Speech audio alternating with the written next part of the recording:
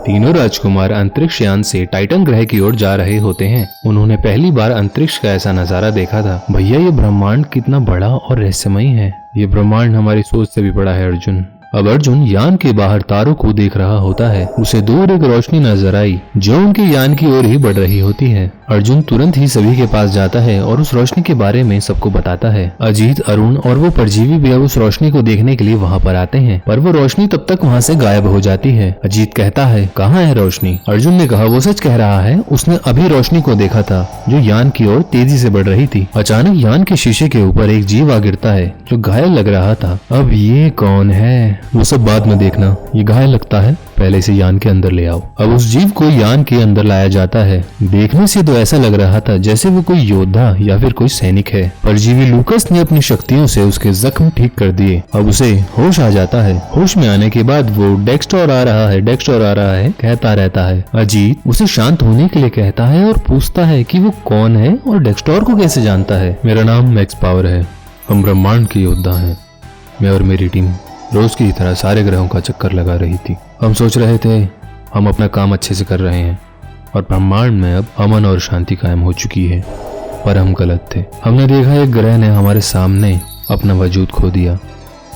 हमने देखा एक अजीब सा दिखने वाला जीव जिसने अपने आप को किसी कवच से ढक रखा था। उसने पल भर में सौरस ग्रह हमारी आंखों के सामने से ही गायब कर दिया। मैंने और मेरे साथियों ने उसे रोकने की पूरी कोशिश की, पर उसे एक खरोंच तक नहीं आई और उससे लड़ते लड़ते मेरे सभी साथियों ने अपनी जान गंवा दी। तो तुम कैसे जिंदा बच गए? मेरे एक साथी ने मुझे उस शिप से टेलीपोर्ट कर दिया और उसके बाद मैं तुम्हारी शिप से टकरा गया। तुम इंसानों में कब से ऐसी काबिलियत आ गई कि तुम अंतरिक्ष में यात्रा करने लग गए? सिपाही, जो तुम कह रहे हो सोच समझ कर कहो। हम इंसान किसी भी तरह से तुमसे कम नहीं है। हम भी उसी डेक्स्टोर को रोकने के लिए ही निकले हैं। वो तुम्हारे बस की बात नहीं है भैया। अगर इसे बाहर ही रहने दिया होता तो ही अच्छा होता। तुमने अभी सौरस ग्रह का नाम लिया? हाँ, क्यों? तुम्हारा क्या लेना देना है उस ग्रह से? जब मैं डेक्स्टोर की कैद में था तो मेरे साथ एक रियाल नाम का शख्स था जो सौरस वासी था। उसे भी डेक्स्टोर ने बाकी कैदियों की तरह ही कैद में रखा हुआ था। अजीत ने पूछा, हमें ये बताओ कि तुम्हारे साथ और कौन कौन डेक्स्टोर की कैद में था? लूकस कहता है उसके साथ 3 और कैदी थे जो अलग अलग ग्रहों से थे। अजीत कहता है, आखिर डेक्स्टोर अलग अलग जीवों को क्यों अपनी कैद में रख रहा है? उसका मकसद क्या है? डेक्स्टोर टाइटन, सौरस, सियोल और नाटो ग्रह के जीवों की शक्तियों को एक कर एक ऐसा हथियार बनाना चाहता है जिससे वो पूरे ब्रह्मांड पर राज कर सके। मुझे भी यही लगता है। अगर उसे कोई ग्रह तबाही करना होता तो वो उसे गायब क्यों करता? तो अब हम उसे कैसे रोकें? अजीत लूकस से पूछता है, तुम्हारे साथ जो अन्य जीव थे वो अब कहाँ हैं? हम सभी ने ये फैसला किया था कि जब हम डेक्स्टोर की कैद से निकलेंगे तो हम पृथ्वी पर एक बार जरूर मिलेंगे। हम भले ही डेक्स्टोर को हरा नहीं सकते, लेकिन उसे रोक तो सकते हैं। इससे पहले कि वो दूसरे जीवों तक पहुंचे, हमें उन तक पहुंचना होगा।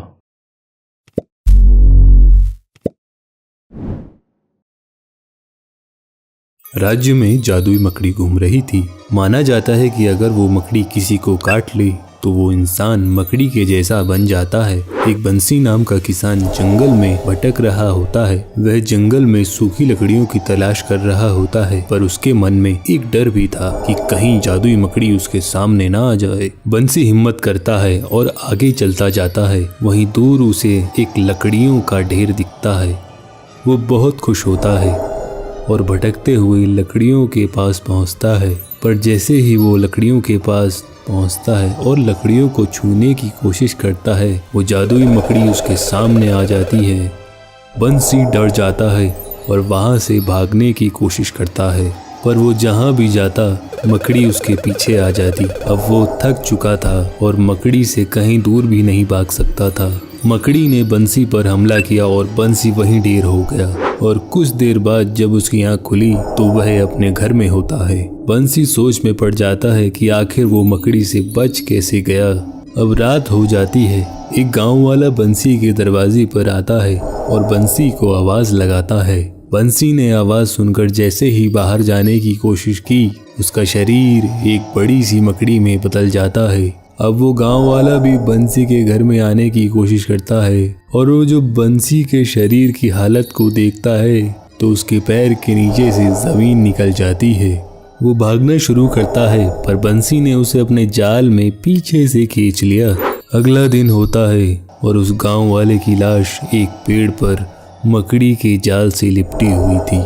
तीनों जादुई राजकुमार भी वहीं मौजूद थे। उन तीनों राजकुमारों ने ये फैसला किया कि वो पूरे राज्य की छानबीन करेंगे और अपराधी का पता लगाएंगे। अब वो तीनों अलग अलग दिशाओं में निकल जाते हैं। उनमें से राजकुमार अर्जुन को वो मकड़ी बना हुआ इंसान दिखाई देता है। वो उसके पास जाते हैं और पूछते हैं कि क्या तुमने ही उस गांव वाले की जान ली है। वो कहता है मुझे कुछ याद नहीं है और राजकुमार अर्जुन को वहां से चले जाने के लिए कहता है। राजकुमार अर्जुन अपनी शक्तियों से उसे काबू करने की कोशिश करते हैं, लेकिन उनकी शक्ति का उस पर कोई असर नहीं होता। अब बंसी अपने जाल में अर्जुन को बांध देता है और उसकी गर्दन पर काट भी देता है और कहता है अब मैं अकेला नहीं हूँ, तुम भी मेरे जैसे बन जाओगे। पर आपको तो याद ही होगा राजकुमार अर्जुन दूसरों की शक्तियाँ अपने वश में कर सकते हैं। बंसी के काटने पर वो उसके जैसे मकड़ी तो नहीं बने, लेकिन मकड़ी की सारी शक्तियाँ उनके भीतर समा गई। अब अर्जुन मकड़ी के जैसे पेड़ पर चढ़ सकते थे और जाल भी फेंक सकते थे। अर्जुन कहता है अरे ये तूने क्या किया, अब चलो कैद खाने में वहीं अपने जाल बुनना। राजकुमार अर्जुन बंसी को उसी के जाल में बांधकर कालकोठरी में बंद कर देते हैं। इस कहानी का कौन सा भाग आपको सबसे ज्यादा पसंद आया, नीचे कमेंट करके जरूर बताएं।